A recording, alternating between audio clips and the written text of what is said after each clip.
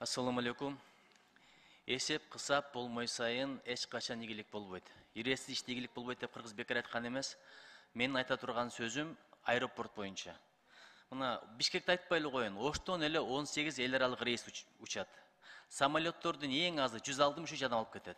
Көбү 300дөн көп адам алып кетет. Ошол жерде административдик сбор деп коет, бир адамдан $15. Эми эң минималдын эсептейли 163 адам учкан самолеттон ар бир адамдан алганда bir günde 18'e көбөйтсөңүз, ошо 163 адамды 15'e көбөйтүп туруп, дагы 18'e көбөйтсөңүз, $44.010 түшөт экен. Бул жөн эле административдик сбор. Мен башкаларын айтпай эле коеюн. Учкан өзүнчө, конгон өзүнчө, билеттин баасы өзүнчө. Бирок эмнеге биздин аэропорттордо дагы деле акыбал мурдагыдай эле да бир аз өзгөрүүлөр бар. Мен бир деген айтып коеюн, жанагы майып кишилерди көтөрүп чыгып баратканын көрөсүң. Колунан түшүп кетсем болот деп жүрөгүң зыркырайт биякта туруп. Ошо амбулифтин баасы болгону $25.000 экен. Административдик сбордон бир күндө түшкөн эле акчанын жарымы болуп атат. Ошого мен суранат элем, урматтуу президенттин өкүлү, ушул маселени чечсек.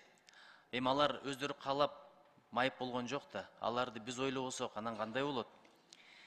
Ушуну айтайын дедим. Экинчиден, эмне үчүн бала бакчалардын ремонту күздө башталат? Мына караңыз, Бишкекте азыр канча бала бакча, мамлекеттик бала бакча жай менен туруп, күздө мына сентябрда башталган дагы деле бүтө элек. Эми үйүндө бага тургандары барларго мейли, жайдын күнү билесиз, каникулга чыккан балдары багат. Аялы күйөөсү экөө тең иштесе, колунда кичинекей баласы бар, бала бакчага берип жумушка барчу эле. Ошолордун акыбалы кантип? Ушуну бир системага салыш керек. Ошону да бир карап коюңузчу. Анан Москвадагы элчиликте мына кыш келип калды. Канча адамдар паспортун жаңылаганы барып турат. Албетте шарттар жакшырып баратат, бирок жанагы коляскачан биздин мекендештер кире албайт экен. Коляска менен киргизбейт экен. Алардын буюм терим менен барат. Ошол жерде суук жерде бастырмада кымтылап атат дейт, балдарын жылуулапчы. Ошон үчүн апалардын бөлмөсү бар, бирок ал жакта табло жок. Алар өзү эле барат да, бирөөгө каратпайт да.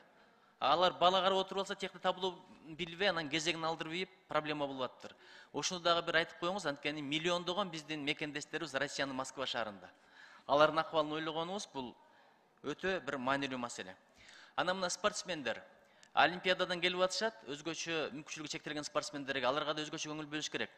Аларга стипендия берип атабыз, бирок бирөөсүнүн эми Кудай Таала көзүнөн үзүр берген, бирөөсүнүн бутунан үзүр берген, бирөөсү коляскада, ошолорду коштоп жүргөн лидер спортсмендерге эч кандай көңүл бөлбөй атабыз да, акчасын өздөрү таап барып атат.